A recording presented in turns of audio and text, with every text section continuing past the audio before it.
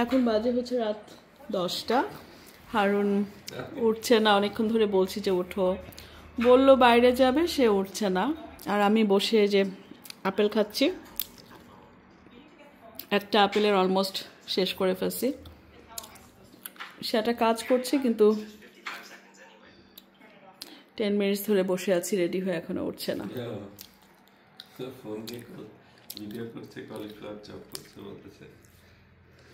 আচ্ছা উঠো না তুমি, ঠিক আছে ওঠো তুমি। কি বানাইছে দেখো, কে বানাইছে?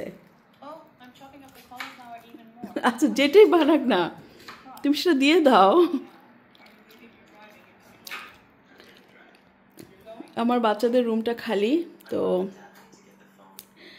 বেসিক্যালি ওরা বছরে এখানে 2 সপ্তাহ থাকে না, তো এই রুমে আমরা খুব কম আসা হয়।